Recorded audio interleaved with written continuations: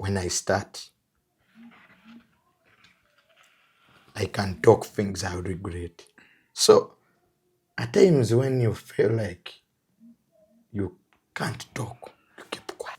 Basi bemere. Nibituka mala nebirwanire mmere. Stay where you are, they will serve you. Negwe tobamanyi. You don't know those boys. Nebakwata kamera bwe bate simu eno. Nagena mu kinabiro nakwatayo, nagena mutoyi na postinga yo, anonya bifu byokka. Bana bagambye nti ebifu byababuze. Kuluno byababuze ate wali ogeyewo ki. Era nebaza nnyo Kasuku. He managed these boys. Ogeyewo ki wali. So it was good for Kasuku. It was really organized, and I want to thank him. I want to thank Makwano bekwa mwabalukoze munnaga. Mwebale era Kasuku naye yebale kwa na mikwano gitegerekeka. Kasuku yeye alikuwa na mikwano ki gitegerekeka. Era Kasuku, I want to tell you this. Abagagga bakwagala. Boyina akadagala kokosa naffe katuweko. Najja ne mganange yasine mu motoka. Denga yogera birungi Kasuku. Kasuku omusajja mulungi Kasuku. Kasuku, if there is a way you bewitched as your brother, nanga akadagala kakoleki kampeeko. Nga nakwata omuzinda. Mpe speech. Gwe mutwani wa Mirundi sauti ya fulumya njala bugati. I looked at these drunkards. Kasuku yebaze Katonda. Omanyize kitange yagamba nti tetukola ki? Tetukaaba. Tumuselebrating. Tuteekako endongo. Kati waliwo omusajja yagira mu kanzu ng'azina amazina bw'ayawuza. Ndika nti Dr. abadde ajjanjaba Mirundi.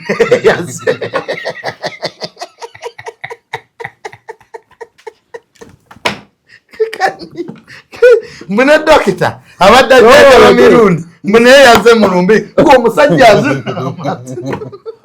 Abaana balaba omusajja azina amazina. Ne bamuteekako kapushoni ya Dr. Trinity Love School.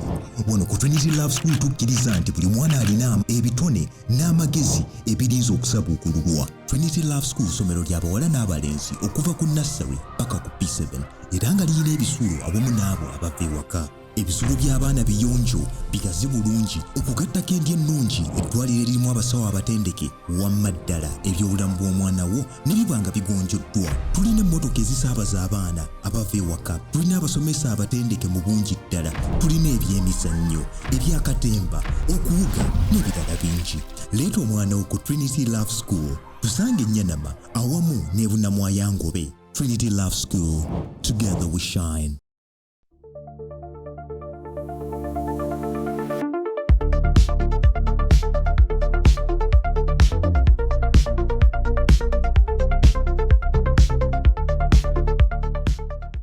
Opinions expressed in this program are those of the speakers and don't necessarily reflect the views and positions of this channel. The channel cannot be held accountable for any views expressed during this program. Kale kusema official najjo osinzira okubanga totulaba subscribing ku mukutu guno okusobola okubanga tofuna videos zifaanaganako bwe ziti najjo wangaira mu bitundu by'ensi kubuuzaako n'enkwebaza okubeera ng'otwegasseeko n'olunaku olwaleero. Olunaku lwa Monday as usual. Ku Monday tubeerawo wano ate okusobola okubanga tutandika week nga tufuna ebintu by'enjawulo bitambudde mu week ate n'ebyo tuba tuyiseemu. Kale nziramu okubanga ate mbategeeza ku banafu aba Marine Logistics bakutegeeza nti gwe yala otandika okusuubula mu ggwanga erya China be bantu abatuufu abasobola okubanga bakuyambako osobola okwebuuzaako. Bakolanga ba broker wakati wo n'okusuubula mu ggwanga erya China. Balina office mu ggwanga erya Uganda mu office erya erya China. Basobola okuyambako ordering ebintu on your behalf bano ordering ebintu bone babikuleetera. Nawe amaze okugula ebintu ng'oli China basobola okuyambako okubitika obireete company bakuyambako n'okukiriyalinga emisolo. Bw'oyagala obbeebuuzaako era basobola okubanga bakola ekintu kimu ne bakuyambako bakuwe ku namba zaabwe ez'essimu ebisingawo okusobola okubeera nga ate obitegeera. Truth Media Academy abaana abamaze P7 naye nga mbadde temulina plan yakubatwala ku ssomero andira okubanga ate nkutegeeza nti ettendekero eryazze okuwa abaana hands-on training. Omwana tumusomesa okukwata ebifaananyi, okukozesa kamera okuba ebifaananyi, okweditinga, okukola graphics, okukola animations nebifaanagana ko tusobola nga tubimusomesa ate mu myezi 3 abamaze okuyiga kakati njagala okwanjulira ku mulimu ogw'okuvuga drone nagwo gwazze Kampala wano omwana aba ne drone ye ne bamupangisa ku mikolo genda okuba nga avuga drones ezo ekitone nnyo omwana wa drone bamusasula $300 ku kakadde kusinziira ku size ya mulimu gwagenda kukola kakati gwali eyo ng'oyagala kukifunira mwana we kyakukola mulete ku Truth Media Academy amusomesa okuvuga drone ate ebisingawo ajja kubumbuulira kale zino ze Lugave products tulina Lugave herbal cough and flu syrup ne Lugave herbal ulcer syrup zino nnungi nnyo emu ya kifuba na ssenyiga endala ya ulcers kakati complication yona gy'olina eba ya ulcer kozesa Lugave ulcer syrup oba complication gy'olina ya kifuba na ssenyiga kozesa syrup ya fene ye ssenyiga n'ekifuba ejja kubanga ewonyezaawo mu drug shops ne mu supermarkets gye ziri ate era nawali buli ggwanga osobola okugenda mu outlets z'Abannayuganda n'ogisangayo oba n'ogamba omutwali e Kampala n'abanga agikuleetera ze Lugave herbal products. It is a Monday mbeerawo ne junior wano ate ne tutunula ebiba bitambudde ogamba otya? Yes, abatulaba mwebale kutulaba omwaka guno ogwa 2026 twakola show twakola yasooka mu mwaka guno yasooka mu mwaka last Monday saasobola kubaawo olw'okuba nti nange nbeeramu n'ebizibuzibu sayibo omuntu yenna abamu n'ebimukwata abamu n'ebikola ki ne bakimanyi okumanya seno bagiraba n'empulira eŋŋambo eziyitiŋŋana junior ate kati nga tokyakola na sayimu maama olunaku olumu kyokka we tubeerawo tebatulaba naye bwe tuba tetuzze nga beewuunya lwaki tuba tetukoze eki omuntu naye nga Merry Christmas and Happy New Year ndireeti tuli mu Happy New Year neno gundi yona yine egenze February agenze Happy New Year abantu bagibaagaliza nagibaagaliza manyi sikyajjukira bulungi ninga wiiki gye mmaze nga siriiwo nga kuno mwaka tuwezezza shesa so satu wow tutambudde ssebo wow nenga beebale kutulaba bakama baffe abatuwa obulango beebale nnyo tubeebaza nze akantu kagenze kansinza amaanyi era emabegaka waliwo okazzeemu ate n'okavaamu budde neera ngenda kukaddamu bwe ntyo tujja kutambula kirabika akantu was not your calling kituufu niyanga alima ebijanjaalo ku lwazi walaba abaali bazze mu kantu n'ogoberera naye nga tewali wakubeera mu kantu tumanyi tosobola kuba byombi tosobola kubeera content provider at the same time I think nze ndowooza osobola but how will you balance ne dedication yo? I think akantu is dedication kwewaayo sayimu nga neewaddeyo naye results naate sente z'akantu ziwooma nina bwe nalyayo ne bumpa dedication ki zeezo wofunayo akakadde nga kakutuma ononyeyo akamu ekitundu paka abalala katona gy'abadde naye akamu ekitundu wekajja ate nodda ku 3 nodda ku 2 kati ekyabaana kye batamanyi a very interesting venture naye abakyakalimu akantu keep it up.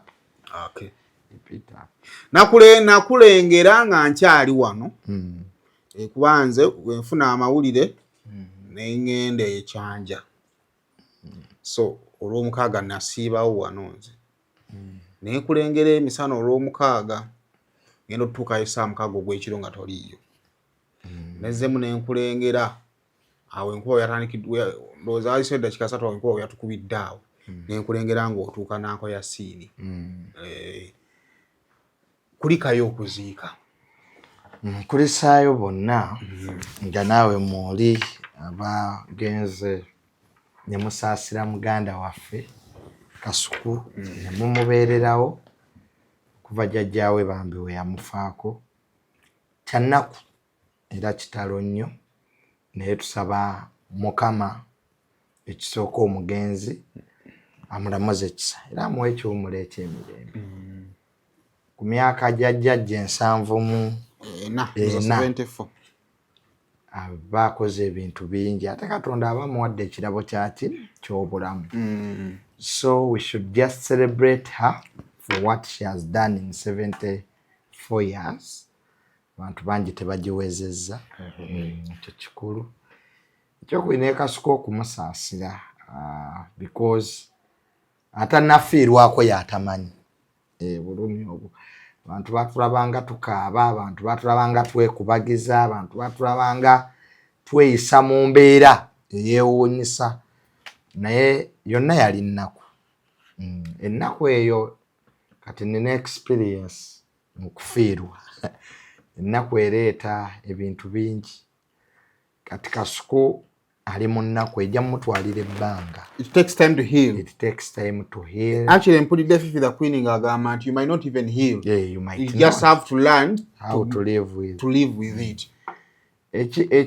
Ekyamazima ddala okufiirwa omuntu gw'oyagala obulumi tebuwona naye omanyira bumanyiizi kubeera naki n'oyiga obbeerawo nabo ife abaali bafiiriddwako babafiiriddwako abantu be era abantu bonna bafiiriddwa anti abe baagala waliwo okufiirwa abantu nga bafamire naye nga wali tobaagala eba ofiiriddwa naye nga tuka mu myaka tugambe nga 25 nga tagezesebwa nga wiko omuntu gw'ayagala everyday abantu bafiirwa naye osobola n'okweza emyaka kankugamba 5 naye nga tofiirwangayo omuntu gw'oyagala. Nze kugina emyaka gye nnina 3 bewakafiirwa ng'obaagala yasooka jjajja yasooka jjajja jjajja n'ava yannuma owokubiri sister wange owokusatu bwe yali alitanga bwe ndikwata owokusatu muzeeyi taata basatu kati taata maama ye akyaliwo omukadde n'abaana okyayina kati kwobano abaana maama omukadde n'abaana kati kijja beera kirala ekyo kigenda wala tolaba nti bali bakuluma naye ate jjajja yannuma naye sister yakinkola naye nga bonna buli wamu pain ebeerawo kisinziira your attachment towards that person. Yes, actually saimu abantu bafiirwa ne bataddangulu omanyi okufiirwa n'otaddira ddala osobola okufa n'ofa n'omuntu nga wooli naye nga wakola ki tamu akantu ako osobola okufa ne mumuziika gwe n'osigala ng'oli mulamu naye nga naye wafudde naye you never get back to normal. Kati nze Saimo kitange bwe yafa ebintu bingi mu bulamu bwange byakyuka nayingirako depression kyova olabanga abantu omugamba nti toyogera ku muntu afudde bubi ye nga takimanyi okufa kujja n'obusungu otuuka ne weekyawa gwafiiriddwa kati olaba kati Kasuku abantu bagenze kati okufiirwa okutuufu kugenda kutandika kati wana abantu nga webali oguma kubanga humans we are created as social animals. Abantu bebabeerawo abangi nga buli omu akugumya oba n'essuubi ng'essuubi erimu ligamba nti ajja kudda agenda zuukuka wabeerawo reality versus denial. Wali mu case ng'okyamulabako oba ogamba maybe tomanya a miracle can happen. Most of the people abafiiriddwa basigala basabirira miracles until the time after burial. That's when they know it is real. Some of them think it is a dream. Kabaka Kasuku yabadde awo byonna ayinza okuba ng'alabanga ebyabadde eby'ekirooto ng'amanyi ng'obwongo bwe tebunna processinga. Omanyi obulumi busooka kutta judgment. Buli obulumi obukusukkako ennyo Saimo wali osanzeeko omuntu ng'ekyo kimutuseeko n'asiriikirira naye nga woza ekintu kimu oh my god. Obulumi butta entegeera y'omuntu kubanga there are things that overwhelm you ebikusukkako ng'omuntu ate buli omu ayina breaking point.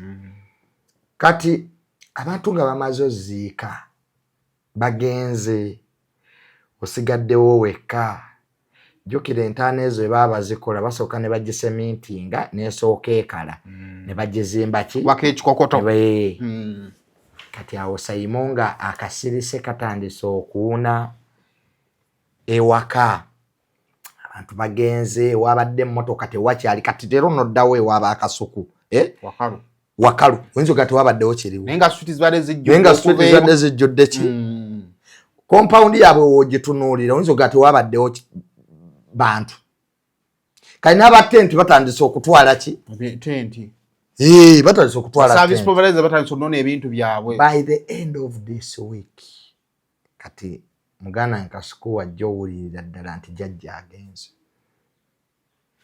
wajja munoonya nga tamulaba essimu ye ajja kubako nze essimu ya tataani nagikubangako emirundi mingi naye nga bwe mugikuba bwenti nga nzijukira yafa kati ebintu ebisinga okukuleetera obulumi essimu y'omuntu akoze eki era yo gye basooka okugasooka ogijjemu eveeko esooka abazisigazaako kati ezo videos ze mwakutte eza TikTok zo zisigalayo kati buli wogitunuya kati zaliwo embeera wano nga nscrollinga nendaba nga tuli Mukuziika abruptly video nejja noddayo butaate n'obaba wadde mu process yakuhiinga ate video neddamu ekyokubiri akaabe akaabe ateri kuguma ate okuguma kibinga ofiiriddwa togasijja kaaba joko mukaaba omubiri guno Katonda yagukola gwehiringa gokka you cry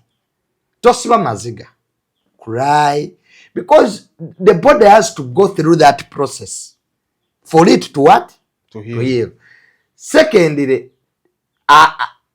abeerewo ewaka for like a week wakati jawe yabadde taddukawo ataddukawo amanyi omubiri guno gumanyire bokera noddukawo ekkubo erigenda eyo likutama n'ennyumba eyinza omutama tugambe kati nga bwe twavuddeyo jjo wakimanyi kati pusaaza jjo ali tasobola kuvaayo singa avaayo nakolwaliro kiyinza omukalubiriza okuddamu okugendayo waliwo abantu bangi abafiiriddwa nga bw'atuuka ku kkuba gy'abadde adda amagulu geesiba addamu n'akaaba n'aweta n'addayo ate najja kugamba nti ekifo ekyo wandi ojasanga ekifo ekyo memories zaakyo zizimbiddwa nnyo ku jjajja mu mboozi emu gye nawulidde twajja mu house warming jjajja yajja n'ebintu byonna ayoluno by that time ennyumba yali efaanana etya nojja kusanga nga all the efforts zibadde zitambuliramu kankola akataala kano sanja jjajja kanaamunyumira nti bw'oba oyagala okuvaayo eyo ate bw'osigalawo olina osigalawo omubiri guno kiguyambako omanyire nti takyaliwo bw'otakikola ojja yisibwa bubi in the future omanyi Sayimo abantu abamu nze tatange baali bamuziika nga bamutwala mu ntaana nalemerera okugendayo twaziika Kasuku oyo yeyankwata nenyenda nenkola ki nenziika actually wano mu Buganda abaana bayina okuyiwa ettaka ku bazadde baabwe era bw'otakikola in the future ogenda funa ebizibu kitaawo agamba nti tewamuziika era nekiwagamba lwaki tukozesa mbu omuntu kasaalwale nnyo nemujjanjaba you don't look direct into the grave but you need to bury you need to bury babakwasa olugoye olweru nemukasuka mu ntaana you move and go balira mbamba muzina oziika kati ze muganda wange omuwala teyaziika yalemererwa naye yasigala afuna ebirooto nga muzeeyi amugamba lwaki tewanziika so you need to go and bury kati ze Kasuku oyo yanyamba okugenda okukola ki okuziika era nali ne muganda wange oyo Yasiini muganda mukulu waffe amu ne tugenda ne tuziika kati what am I saying that Kasuku ayina okubeerawo ewaka tavaawo buvi obwongo butandika okukimanyiira nti jjajja takyakola ki n'obutakyawa luguudo olwo n'obutakyawa ki waka so kitegeeza nti bonna abandyetaaze okulaba Kasuku wiiki eno yandidedicatize n'abeerayo exactly akiyitemu amanye nti nekisenge tekyaggwa sinakindi akole decision y'ekisenge ekyo as early as now otegeera nti wabako baddewo jjajja oli anti kati jjajja ono yababeerawo bino byetaaga okujjawo kati bino byetaaga osigalawo. There is a process after the person has done what waliwo eddagala lye bakuwa ebyoba olina okukola waliwo emikolo egikolebwa kwegamba bikyali bingi okufiirwa si kuziika buziisi ne tuddayo fe abeewo mu nnyumba tusigala tubaako ate emikolo emirala gye tukola ki gye tugenda mu maaso abaganda gye tukeredezaamu culture. African culture ina kyetukola omuzungu yayinza okutambula obutambuzi bagamba sigalawo okukola omutusuleko mbanga singa yafudde abadde maama we senga we yandikoze eki eddagala abamulekwa ne mukola ki ne mwambala. Ekyokubiri wano Buganda etuba tufiiriddwa tetwambala ngatto tetwambala ngatto tubeera mu bigere bwe tuba tukoze eki ab'omu nju tetwambala ngatto n'enviiri edda bazisalangako tetwegatta after some time tetwegatta bingi ebikola ki ebikola naye nga abantu ne bambuuza nti lwaki nagenda kyembalira okubuuza lwaki waliwo ababaddiza sabadde surprised by the way simanyi lwaki era just kyenabadde ndowooza nti maybe banaakulaba mu kuziika naye maybe the surprise was seeing you the second time and actually me seeing you the second time kyeyandeeseemu nti okay Junior teyazze kuba manyi mu kufiirwa kuno waliwo ajja n'agamba reka ngende bandabeko wakati ogundi ogwasooka okuba kuyita kuddukirira nduulu nojja n'obeerawokko nagenza okulaba mu kuziikira nga nkulabye naye kuggwe to your personal opinion because ate sigobaddewo ku social media nga olaba why are people surprised? I don't know why people are very surprised. Ekisooka Saimonze ng'omuntu entegera yange esikuluma ku byensi. Saimonze I believe nti ebyensi bino bye tulwanira wenyenze enkula ntegedde nti byonna bya butaliimu tebiriimu Saimo. Enkomerero yaffe ffenna ntaana eyo kufa tewaba n'omu alowooza nti jjajja gye yalaze taata wange gye yalaga Segirinya gye yalaga Katolo Bwama gye yalaga wajjudde ffenna gye tulaga kati kibeera kya bugwagwa nnyo muganda wange Kasuku okufiirwa neneesulirayo ogwa Naggamba neŋŋamba sijja kgenda kubanga tetukwatagana ekyo si kituufu obeera mufunda wa bwongo. Ekyokubiri nze ne Kasuku tuyinza okuba tulina obutakkaanya ku ndaba yaffe ey'ebintu ekitali musango it's normal. Olaba obeera mu famire gwe n'abaana bo ng'ebintu abaana beweezaalira naye nga olina temubiraba the same way. Kati Saimu obeera n'omukyala emyaka 32 n'engeri ebintu mubiraba nga mukyawewukana mu ndowooza. Okwawukana mu ndowooza teruba lutalo nti do or die omuntu oyo simwagala era ne bwafiirwa sigendayo ekyo kyabo. Ekyokubiri Kasuku muganda wange mutata wange yagala nnyo Kasuku nnyo bwe nkyogerako abamu ndowooza kibaluma kibaluma waliwo abatakyagala kiwulira naye bwe kyali tebayagala kugogambe tutawagera yagala nnyo yes simanyi lwaki kibaluma and it's a fact. Actually mu katabo kaffe aka family tatange we yafa omuntu yekka gwe twateekamu ataliwa family yali Kasuku ye yali atuddeko ne yeebuuza lwaki mu katabo ako yalimu because he was part of our family. Era amawulire twagategeera n'empita maama wange tugati muganda waffe yafiiriddwa jjajja nti yafiiriddwa ati kati ketusazeemu byonna twetegeke tukole ki tugende. In fact twajja batulagirira nga tetumanyi nayo kwa nali sigenda nga yeye emigadde so family yaffe yonna nejja Bambi nebeerawo ne tumusaasira era njagala muganda wange Kasuku akitegeere nti tali yekka. If there is anything we can do in this trying time, my number is on. Kakati ebyo byonna omanyi waliwo ekintu ekijja. Kakati njagala kutukkiriziganyaayo n'ebintu bibiri by'oŋŋambye ne sayidi eri endala ekyabananda babatya. Ebintu ebyo bibiri we biba bitambulira awamu kitegeeza nti omuntu oyo mu bulamu bwo wa mugaso oba alinamu ekitundu.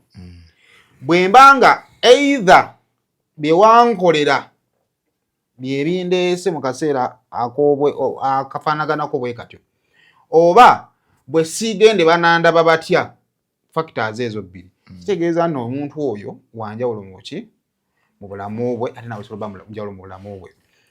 After bino byonna olowooza engeri gye tubadde tukwatanga mu ffenna naawe ffenna kubanga tumaze okukizuula nti bwe tufuna ebizibu buli omu aleka nti gwe ne Kasuku ng'ofuna akabenje mwali mulinamu obutakkaanya obwaddala.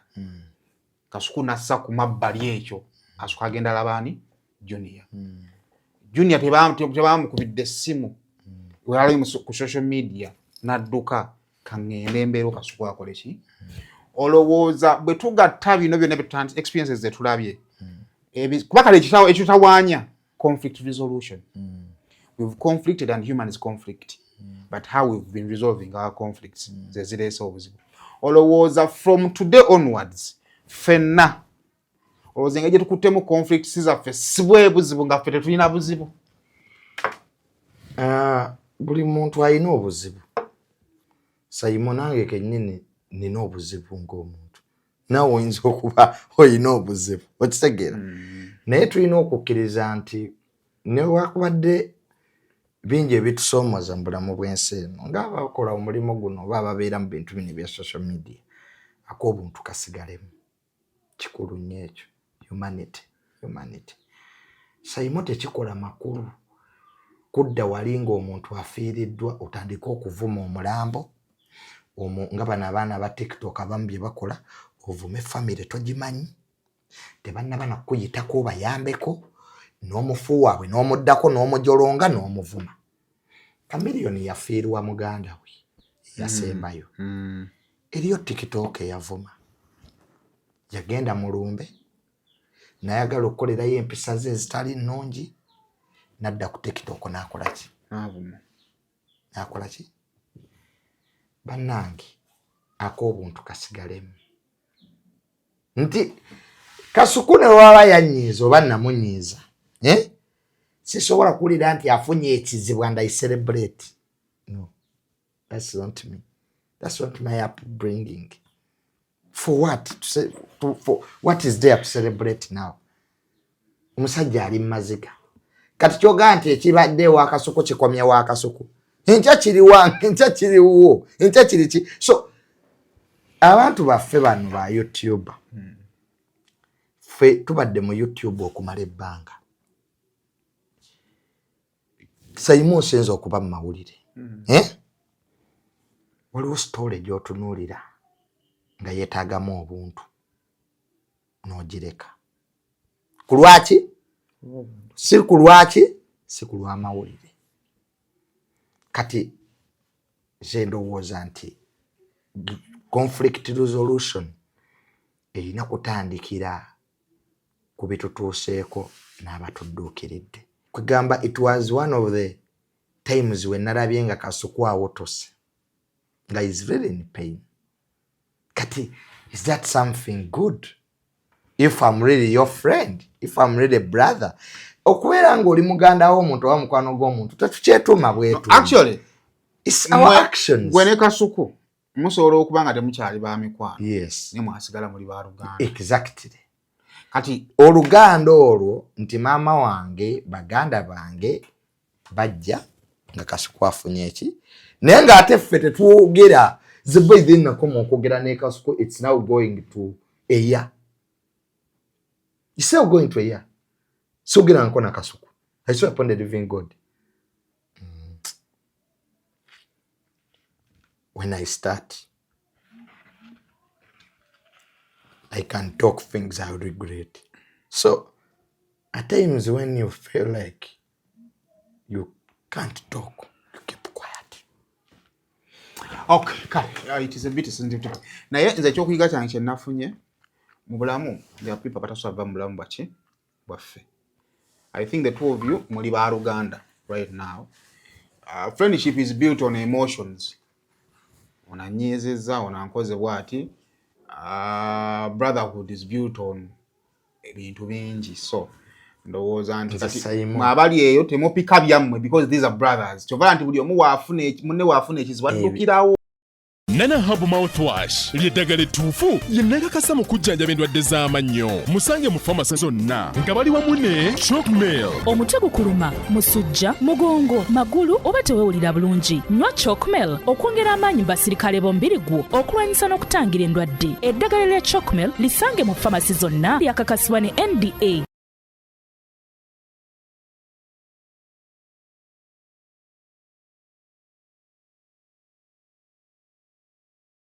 Millennial Logistics and Outsourcing bakuguliza emaali okuva e China nga ne bw'oba oyagala kugula butereevu okuva ku kkolero gw'oyogera bwogezi ky'oyagala nga bo banyeenya ngobero. Emaali ne bw'eba ejjira ku nnyonyi oba ku mazzi bo bagitikka ate nno ne bagituusa nga nnamba ne bakwewaza okuyombera enkolo. Bano bw'obakwasa emaali yo oba obakwasizza kibyago okuserengeta mu nkulubagga kubanga ekuumwa bulungi okuva gy'eva okutuuka gy'eraga. Ennamba z'essimu zino bw'ozikoonako onooba weewonyezza embeera ya kiraza mwoyo ng'ebbwa eridda mu nkovu. Why people think omukolo guno gwayawukanye ku nnyimbe ze tubadde tusinkana kuggwe nga alabyeko kuziika abaddeyo naki olowooza what created this difference nga twakamala okuva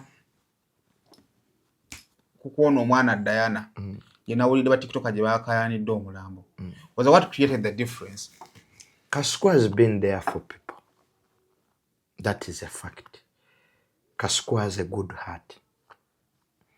Because I have seen him ngayamba abantu ne batamanyi. Ngatachikola kumuwana naye nga he has that sense of humanity moye. Before the death of Jjajjawe, era ino omwana gwawadde fees 1.5. I saw that video. Aminako Luganda. Banene wandwadde twagala nnyo amawulire. Can a person give you 1.5 for olw'amawulire? That's also a question. So, I saw him helping Jaden. He spearheaded okuyamba Jaden. Kasuku has been there for people. Ate banga lyonna Kasuku lyabadde amaze mawulire abadde tafiirwa. It's not this kind of person agenda okujja baga nafiiriddwa jjajja wange, enkya nafiiriddwa senga wange, enkya nafiiriddwa ki. So this time round we all had to come because of one thing. It was a time when he needed us. Kisira Kasuku fenna for the very first time banga lyamaze mawulire. This is a time buli mwagizi wa Kasuku, buli agala Kasuku wabadde alina okukola ki? Okumubeererawo.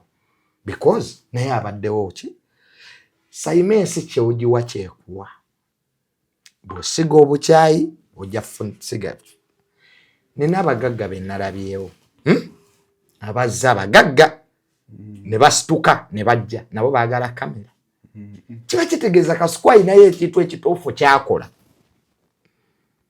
kye tulina omuyigirako ekisukka ku bino bye tukola.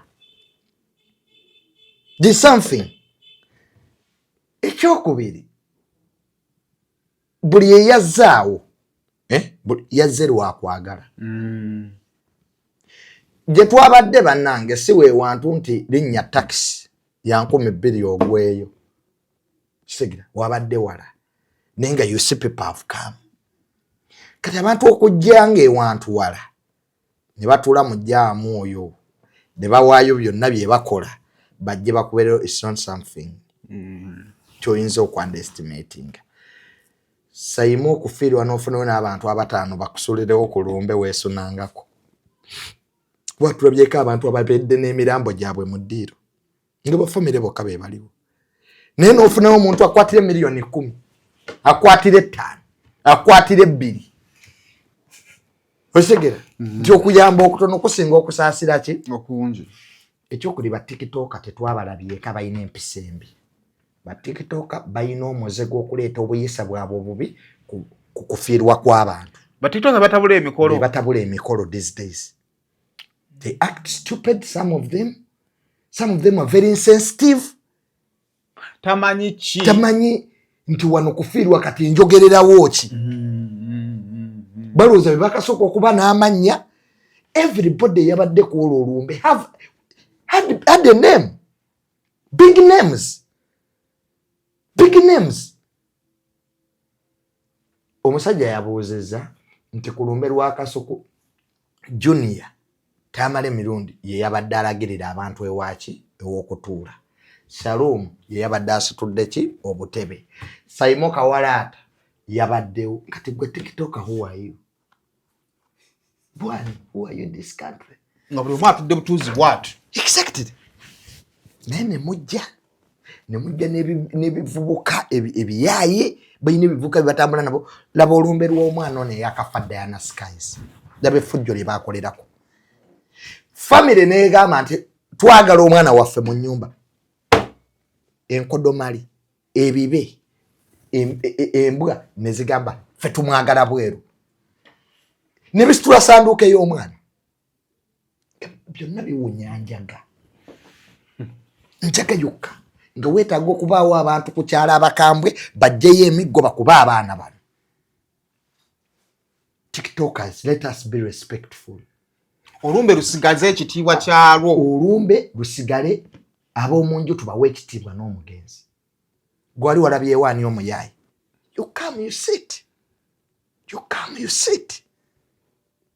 Nene bagala ayagala akwata omuzindaalo ayogerereke. When you have nothing to say, shut up. Some of you TikTokers, obwongo bwamwe bwa kitonnyo, you cannot give a speech on a barrio. Osobola kwogerera gye musambira emipiira. You cannot. Amaziga gabeerako ne speech yaki tibakungubazi bannaffe nga kitalo kitandika kibamuka. Gwe tuya bonna abaayogera ku kuziika kw'omwana oli Diana Skies. Otunye ne category of people. So this time round they did not allow people abazze okwenoonyeza ebyabwe. Oba the environment was just not conducive for their idiocy. Ne bagamba ndowooza nti tujja kukola. Ekyokubiri okuziika tebakuyitirako invitation. Ekigere buli omu asobola okujja okubageza famire n'okuziika naye n'ennyambala ematalinga. Okigere ozze kubageza famire otambudde n'abantu 100. Kati ba TikTok kye bakola tugende tulya emmere ewagundi. Basiba emmere. Ne bituuka mu line ne birwanira emmere. Stay where you are, they will serve you. Negwe tobamanyi. You don't know those boys. Ne bakwata kamera bwe bati essimu eno.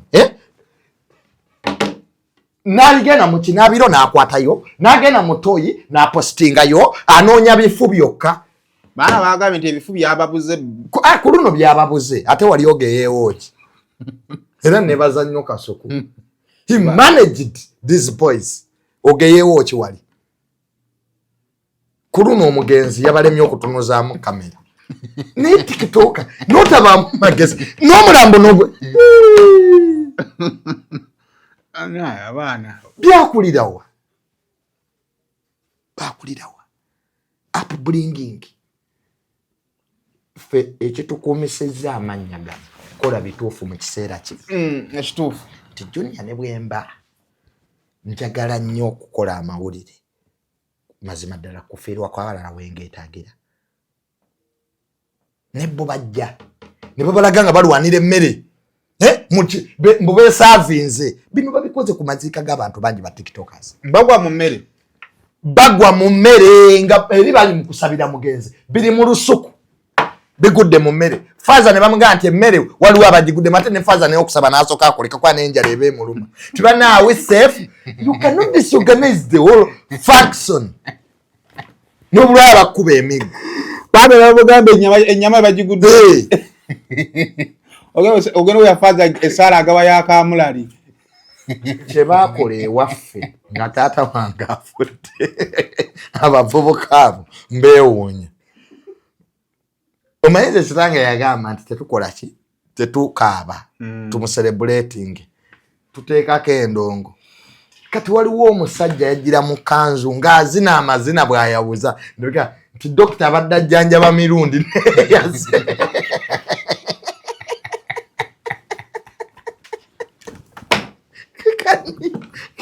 mbune dokita abadde ajjanjaba mirundi mbune yaze mulumbi ng'omusajja azina abaana balaba omusajja azina amazina ne bamuteekako kapushoni ya dokita abantu ne beewuunya nti dokita waba azinye bwati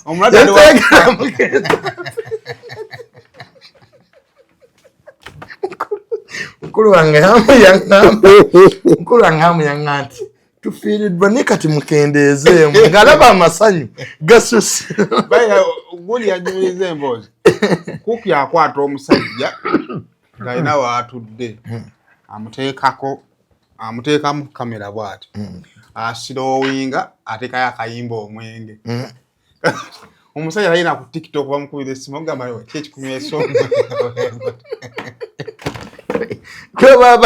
abaana ba tiktok bayita mmere ekyokubiri bagenda kale letase byonna babikoze bulungi bazze batudde they have been decent but the problem after burial bagenda ne bavuma families ze bagenzi oziikirako oli n'atandika amaze ovaayo obugi mwabulabye tebwamaze emigaati emmere ebadde tewooma n'okitunuulira mu mboona yakyo ey'omutwe noga mmere yalumba ekyewooma ebadde embaga ne batandika okuvoola gye bava okuziika ba tiktok banna bawa analysis tuyigire ku ba youtuber ekyokubiri ne twabawadde machuwa baba twabalazeeko machuwa mwagituwadde era ba youtuber mbeebaza Saimo you showed maturity you were by YouTubers you are so respectful I don't know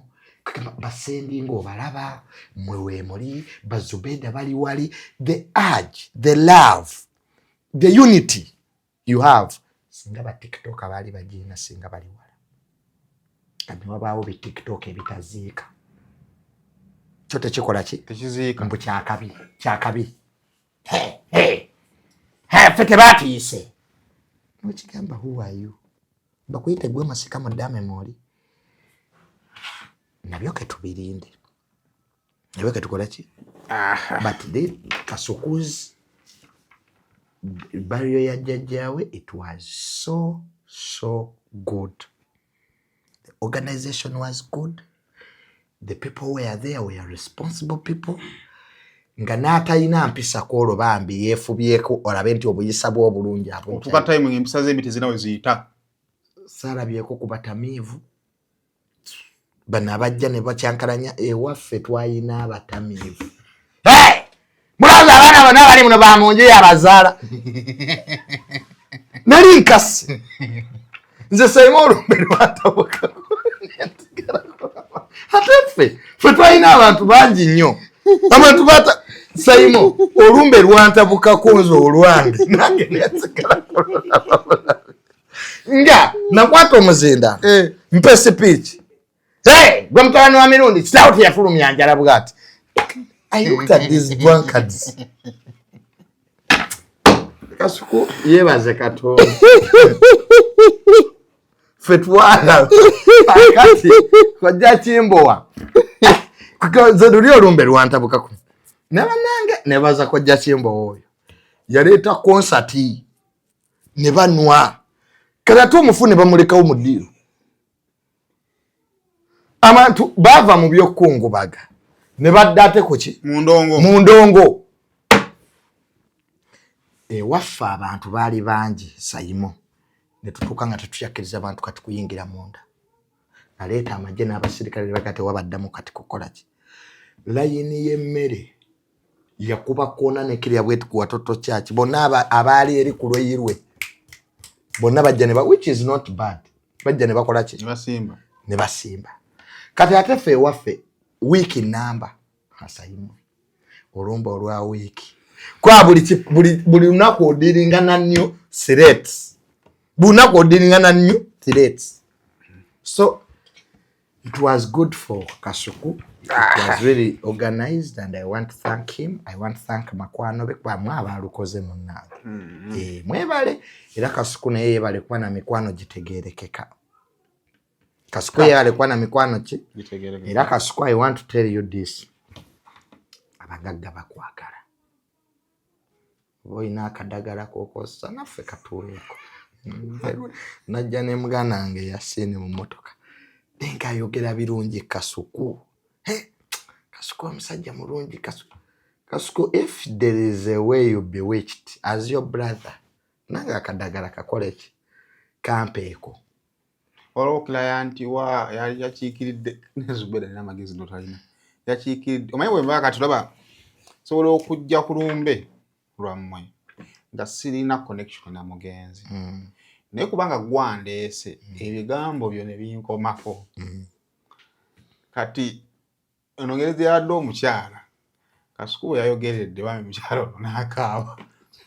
Mukyala wa ayande mbanga ozubeda nyabo oli muganda wa Kasuku inalaitu alawe mukazi wami bigambo bya Kasuku yatuuse Bambi ne bimukwata so kimanyiza kutegeeza nti ba clients ba Kasuku Bambi abasinga all of them abasinga all of them.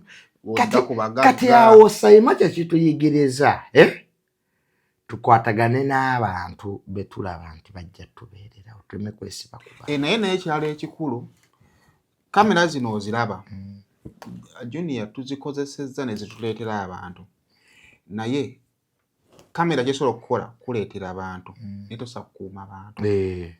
Mu ba YouTuber wano ekyamazima nga tugoogerako Kasuku ateekamu nnyo ku bakirayanti be. N'afissa obudde n'agenda n'akola oba okitegeera. Yes bafunamu because era buli kyokuyakalanta baafunamu naye olumu ndowooza naffe engeri gye tukwatagamu n'abantu tugamba be batwetaaga ne tutateekamu kali akaliki. Nze nkwataganange n'abantu ekyalimbi tuyongera okutereeza naye nzera obutatereera nkurwana ngezaako kwanza ime ekisooka seeguya era ze mulumbe lwaffe n'abazannyo President Museveni rwana abantu ate siye nkwatagana yange ne President Museveni yo nnungi ne General Muhoozi nnungi. Kale eyo bwetu tugenda obbanga tubimaliriza owa tufunye obuzibu mu ggwanga olutalo luno bwe tutaluzikize tugenda funa obuzibu oluliwo taata. olutalo lwa Lwasa ne Naashiggulo. Lwasa ne Naashiggulo sayima twogere ku bantu abategeerekeka muganda wange. Let us talk about people who have sense. Kati kwaba ababiri ani alina amagezi? Who has done ekintu ky'amagezi in the last 2 years? Not tell me.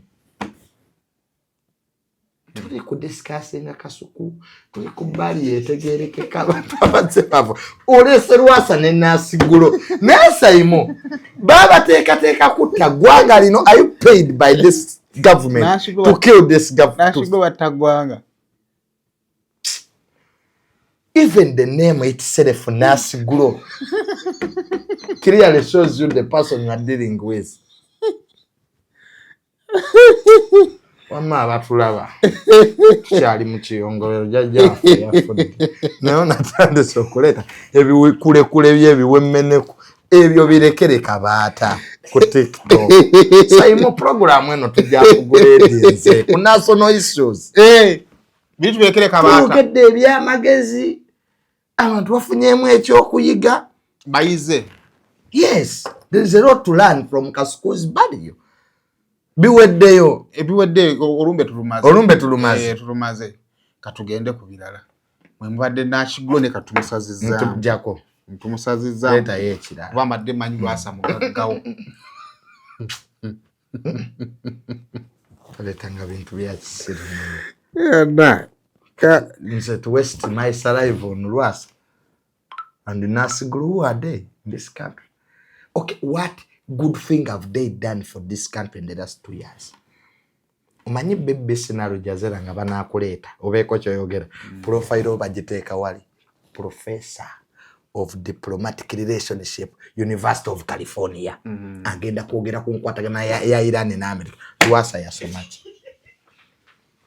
nasiguro yalabe kataga mo ya time abaso Simon they are lawyers abatulaba we cannot have these lumpens who are masquerading as people who know anything. Simumanyine bwafanana. I just see pictures. I think I have come across tekigambo kyensolo okuke. Natomera ke kifananyi kye ku TikTok nga scrolling. That's all. I don't know her. Oli Rwasa used to know him as a businessman. Is a convict 3 times yakayingire komera mu myezi 6 bufere bwa golodi njogereki omuntu ku myaka 5 mu 5 nga ine bitundu bye kyama ku social media mote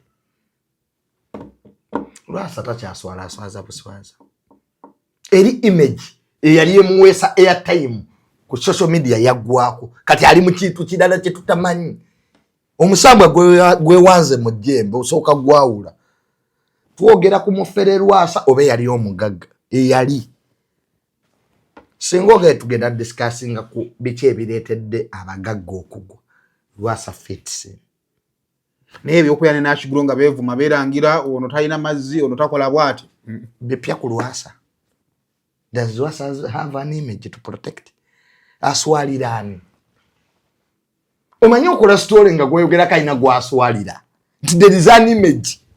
There is something he is losing.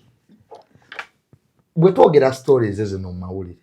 Characters etwogera ko zibaako kye twogera ko kye zibafiirwa. Naye omuntu nga Rwasa ayina ebitundu bye ku social media. Bakamusiba emirundi egisoba mu egyo. Is ever in things ebitagattako. Nango okumwogerako kyenzita. Now bofiiridde. Image yange efa. No, siri muntu wa bulijjo. I'm not an ordinary person. Nzenga nafudde kati government empire state funeral. Don't joke around with me. Do you want to agree or disagree? Nchiwanese. Isn't this the president? Ankubira his excellence. Ambe penga nini. So, what is wrong? Akunga same kachi. Takeba vumenzi. Chirabe. Chesawo. Cheyogeza. Waita senior citizen nagamba. Ha! Wana machi baita senior citizen. Nakasomye muntu awezeze emyaka 6. Bijo nange simanche kitegeeza. Kwe. Ombaka asibambi omumanyi. Professor. Professor Nsibambi, Yusufu Nsibambi, wema okota South. Ono bakubya akalulu najjako abantu amasannyalaze. Namulabi. Kakati era mu weekend yakulemberamu ababaka abakubiddwa akalulu. Mbu n'abamu abayiseemu. Bagende w'omukulembeze w'eggwanga. Abantu babuuza. Ono nga twamukubye okubikalulu n'atujjako amasannyalaze. Wa president agenda tuteesezaayo ki ekirungi ng'atulese mu kizikiza. We don't have eggwanga lino lirakinga leaders. We have misleaders. We don't have leaders. He was an MP. Basheke? Bannange ebyobufuzi si byakufiira ku bantu. If people give you time n'obeerako mu parliament no serving emyaka 5 ne gigwako, please go. Genda. Kaba abakulonda. Oyo omubaka yandibadde ne point singa emirundi 3 akubwa bukubwa. There are people who have lost elections when they are good. Nga bakoledde bitundu. Niye abantu ne bagaana. awo mpiji nyini wali wa media chamba ekyo kyennyini kyakola kyensonga lwaki baamukubya akalulu lugezigezi nakamanyiro ekyakubya muwanga Kivumbi akalulu ebutambala ebimu ku byamuleetera ddala obuzibu kulangira basiraamu gwe siza yagulire kanzu kasita omukulembeze atandika okulangira President Museveni agaba ssente everyday wali oliddeko wadda mukamera naga nti oyo namuwa n'abamuvuma abo opposition abasinga obungi President Museveni yabajjanjaba government yejjudde abaana ba opposition yabali mu bifo eby'amaanyi you don't know buli opposition yatuuka mu maaso ga president asooka asabira mukyala we mulimo n'abaana kyobula abaana ba opposition tebasobola kugenda ku street then public service. You go to those embassies around the world, you will see people of opposition people working. Rosemary Beddings tubaletedde school promotion ku mitwalo 11 n'ekitundu n'emitwalo 15 n'ekitundu omuntu osobola okubanga weefunira omufaliso size nawe 15 n'ekitundu guno 11 n'ekitundu nga weefunira guno omufaliso nga tukuweerako towel netukuweerako essuuka netukuweera kate ne blanket ate nga 11 n'ekitundu gogenda funa eno 15 n'ekitundu ogenda kubanga ofuna towel eno kwetussa ne piro yennyini eno ku mitwalo 11 n'ekitundu tusangibwa wano e Kasubi nga wakava mbitaala ng'olinga adde Namuŋŋoona. Meet our passionate creator, ready to bring ideas to life at Truth Design Academy. From mastering graphic design to creating stunning visuals, this is where creativity begins. But design is just the start. Lights, camera, action. Exploring the world of filmmaking is just as exciting. With hands-on experience, every challenge turns into a learning opportunity and success is just a step away. At Truth Design Academy, we offer courses in graphic design, film production, digital marketing, website design, 3D animation, and photography, including drone technology. Your creative journey starts here. Enroll today and turn your passion into a profession. Big offices tunia revenue. Kakati let us say abantu bajjako amasanyalaze. People have a right to have electricity. Gaita mutakale ne transformer ye. You cannot chase government services. Neibawo abayisaamu amasanyalaze mu ttaka lyo kyosobola okugamba nti amasanyalaze gayita waggulu w'ennyumba yange gwe amasanyalaze agajja gonna okutuuka ewowe gayita mu ttaka lye ajomentera eyo nayo yakisiru bw'oga nti abantu bajjeko amasanyalaze gayita mu ttaka lyange go gye gava okutuuka ewo gayita mu liryo oba nayo gayita w'abalala. I had a conflict with my neighbor nga naye ebyo ebyekisiru byaleeta mbutoyisa amasanyalaze mu ttaka lyange ng'ate payipu z'amazzi ziyita wange ezizi kogwe ne mugana nga amazzi gajjeeyo naye nali nja muggulako omusango. You cannot. Enteekateeka za gavumenti teziriiko gwe oba nze kyosobola okukoopulayinga nti amasanyalaze gano gayita waggulu w'ennyumba yange gajja gyokya. That's a complaint. But ogati baneiba bo tebagenda kufuna amasanyalaze because gwoganye. Who are you? Who are you? In this country, who are you? Bakugulako n'emisango gwe kkubo lyonna n'amakubo gye gayita si poloti z'abantu those roads si poloti z'abantu ono yazzeewo wakafe javazi yabireeta kati who is this fool calling me aniyo nankubira. So let us not be misleaders. Oyo si mukulembeze. Nale wegutwala byakulembedde mu banno geno omukulembeze w'eggwanga okuteeseza eggwanga. Let him go to the president bamuwe ssente ku byakoze. Kuteeseza abantu.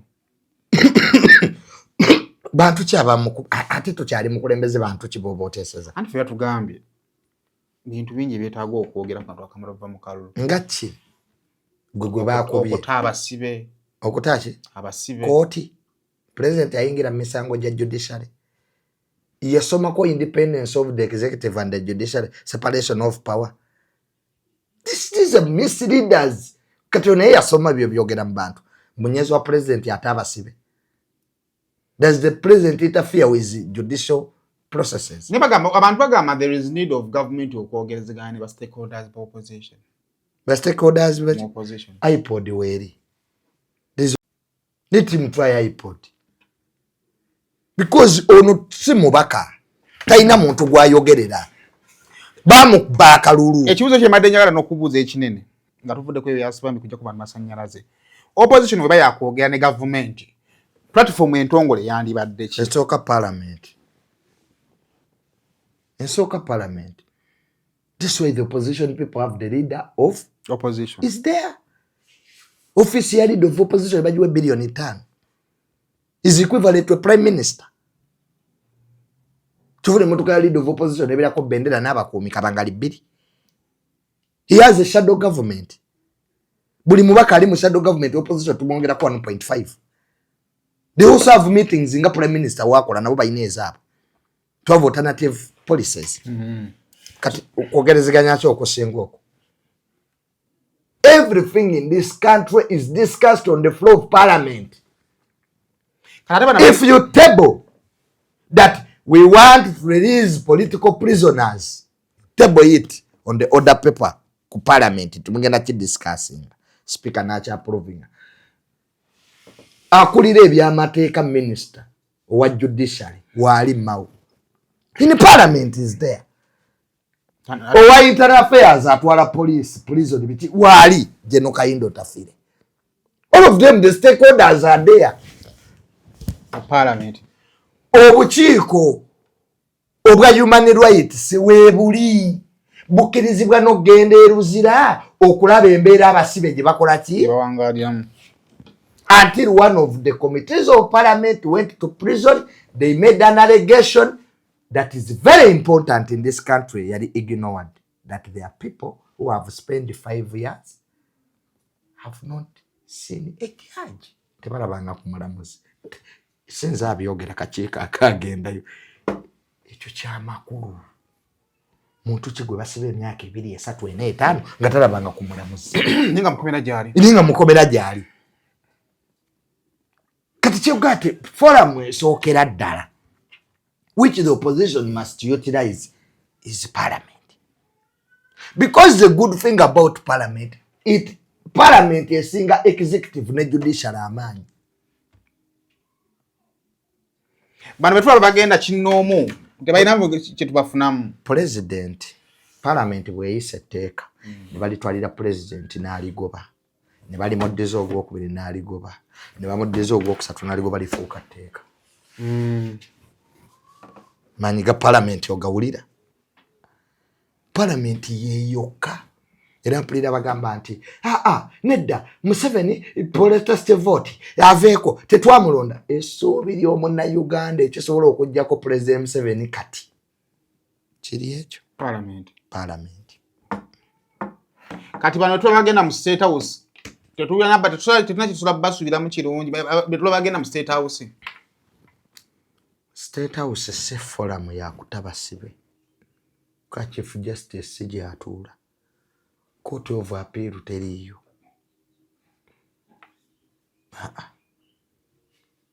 Tuina kye tuyita separation of power. Executive is independent from the judiciary. The judiciary is independent from parliament. What makes you believe nti babasibira bwerere? Abali makomera. What makes you believe? Osenzidde muteeka ki? Because you play baba sibira bwerere. Yes. Ichiro. Maria Mungu yagenda ewa Chief Justice Ben Kiwanuka. Namugamba oba yali amini oba both of the two presidents nti amutumye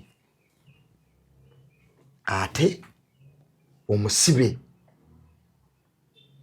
Ben Kiwanuka n'agamba Maria Mungu oli General w'amagye naye ffe byaffe byabalamuzi asooka kudda muki mu kooti. Maria Mungu n'addeyo n'agamba oba yali amini oba obote nti omusajja agaanye. omanyi bwangambye nti omusibe asooka kudda mu kooti Jjajja omuteera namuga tokimanyize president byo byaviirako Ben Kiwanuka okufa kati kiki Ben kye yali ayogedde ekikyamu.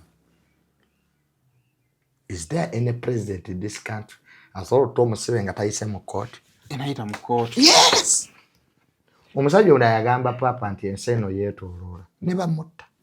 Yaga this world is round. Ne bamutta mu Roma. Bagenda okuzuula nga kituufu kyali ayogera. Kati amazima agaliwo agatakaawa. If you people, you want those political prisoners abaana ba Nuupu bave mu kkomera. One, we should have two solutions. A political solution whereby stakeholders in IPOD must meet and talk. That's a political what? Move. Then we have the law move. Amateeka. Whereby courts should sit, files should go, mubalamuzi, they sit, they screen. Ono bamukwatira ki? Ono wa butuufu ono. We need the judges to be in the courts to listen to these small things. Abamu babakwata batambula. But you have backlogs. Emisango gijjudde bwe giti. Abalamuzi batono. Tegiwulirwa. Kati waliwo emijino emisango egy'amaanyi ennyo n'abalamuzi tobanenya eriyo egya mada. Kati ngoye yassa omuwala Diana Skies. Ogwo omulamuzi alina kuva n'emuluwumula agukole ki? Because to kill a person really okutta omuntu kintu kinene nnyo. Otegedde? Kwawe tutapanishinga muntu yasse muwala oyo. All of us we are in danger. Is there a group that is operating which we don't know? Na video gye nalabye simanyi oba kati n'abazadde banafumuko nga kaana kato olyako yakolereza nti kali mu bbaala azze wano yeebase. Engeri abaana ab'obuwala gye batandika obulamu obw'ensi oba nabo babutandika batono nnyo. Social media ereso. Ate ng'obulamu buno buli exposed to a lot of things abaana babasobola. Social media. Ereso obuzi. Nabadde nabo. Kino simanyi tekirinawe kiri connected ku Diana. Naye ennaku zino abakazi abafumbo baakaluyemuko. Ekisooka kirabika abasajja bwe basanga bano abawala abato babateekamu nnyo ng'omukazi bw'akiwulira kimusuula n'eddalo. Omukazi obbeewo ne bamugamba nti bbawe yaguze emmotoka ya bukadde 3 n'agiwa omuwala. Nga ye omukazi kimutwalidde ebbanga ne waba avuga y'abina naye ng'ebina ebimutwalidde ebbanga awunga n'obuwunga. Kati ate bano abawala nabo ne bategeera nti source of income yaabwe basajja bano. Kati omukazi w'amulumba n'amulabula omuwala ono azzaayo muliro gwennyini. Obutemu oba crime tebeerako trigger. Ensobi abantu gye mukola. Sayima omuntu asobola okukuttira n'essimu. Kubadde otambula nayo ku luguudo. Eno nno ya bbeeyi.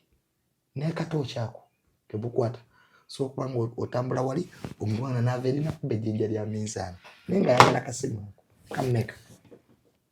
Kakati tosobola kugamba nti crime kwawe tukwata ezo ango mbwe abakazi abafumbo watifu ekyamusiza si bakazi ngamba watifu kirala. Naye olwo school authority egamba nti abakazi bo kati nabo baafuugambye nti abawala bagenda bako. Omuntu ow'omutima omubi aba wa mutima mubi n'akasota akatono akato kaluma ente ne kagitta n'omusota omukadde gukola ki? Kati ekizibu si musota kiri mu instinct ya musota ogwo. Ekizibu si bantu obutemu obwo buli balimu. Omuntu gwe yagamba guns don't kill people. People kill people. So imeri y'abantu omaze n'emundu emyaka nga takubanga ku muntu wadde ki? Esas. Nene wabaawo. Kakati ebintu ebireetedde abantu okukola ebikolobero. Ekisooka bonga abantu. Omuntu omutemu teyeetaaga trigger y'amaanyi. kati abatta omugenzi isiba kyoga isiba kyali yakoze kyali kive nnyo kyali kisoose mu nsi kyonna kye yakola kale tukitwaye nti alina kye yakola did it deserve that reaction baali babi bubi Sayima abantu batukoze ebintu naye toyinza kuttira mwana wa munnombo ku omusajja bamubba gwalebe ko Sayima omusajja gwe babba nze Sayima abakazi banzibye mu ggwanga lino ne weekend waliwo ayinza okunziba kati aba best hotel bamalaya bona abatano bamale ko baba mweje basiba Sayima omwana kamula emicungwa nodde wa mukazi wonga ne bwayombo okiriza bukiriza bantu okomyewo okuse oli musiru nagaba naye musajja wange Katonda webale pastor atubadde wa pastor ko musajja wange Sayima yakyuka kumbe ajja mu kufu abaana eno yonna amazzi ne gava ku mugongo n'ogayiwa n'oddayo ewaka n'okuba otulo Sayima ng'omukazi omuga my sweetheart you sleep it's okay you sleep I don't want to disturb you tomorrow you have to work kanguka bawanga mpisanga mu mbejja kati je nina bakazi abeyambula bayina mugano I don't want to hurt you dress up Bambi ekisajja kino kyakisa soja avudde ku best hotel awo kibadde kika kati nabo nagendayo batte kati ensonga nnafu omusajja omwenzi ne bw'onatta omuwala asooka ne bw'onatta owokubiri obwenzi kiva mu muntu nga ye omugoba kwona abuukira mulala kati bonna onagenda obatta yewutoozi nti ojja kutta omuntu famire yo lyereme kutta kutteozi nti gwalina right okutta weka nze naana omuyimbi gwe mmanyi yatta omuntu allegedly ne bali ne bazza omuliro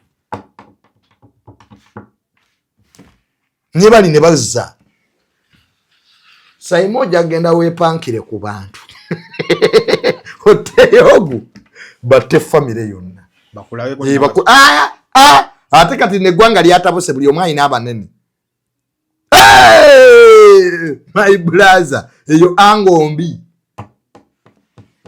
ekyoleeta genocide e Rwanda abahutu batandika okutta abatuusi bwanga abahutu balowooza abatuusi tebasobola kwerwanako tudde abatuusi be bafuga Rwanda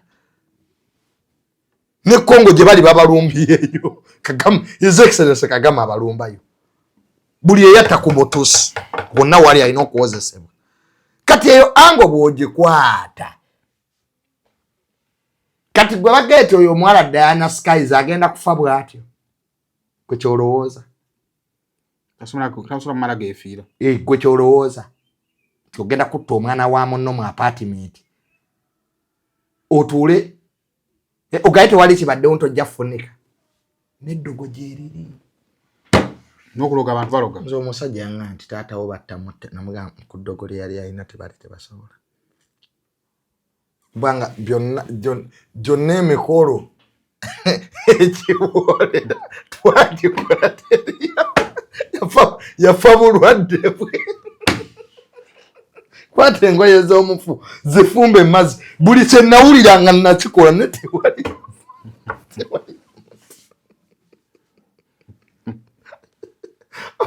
oyina eddogo nalyo ligoba nsonga kati omwana omuzimu gwe nga wagusituziza oyo omwana bandibadde bamuziika na kiso lwaki yawoolere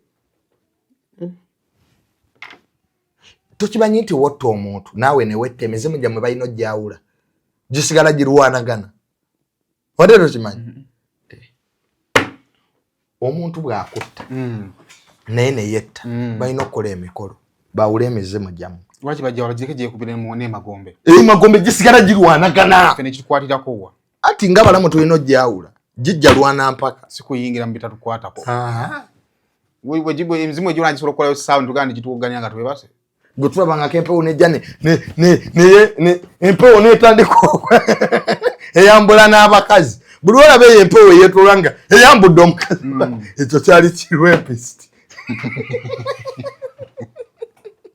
yali yafa yali ayagalanye yali mufunguze yalanye ebintu by'obwereere empewo ejja neyambula abakazi bwete neyambula abakazi bwete ng'omanya omugenzi ajjiddemu eyo empewo abasamize balina jjajjaabwe gwe bayitaani omuwemuzi ye bamweyanayaani nga yejja n'agagambo n'agakubawo tebategera nti kati ono jjajja muki mulala muwemuzi.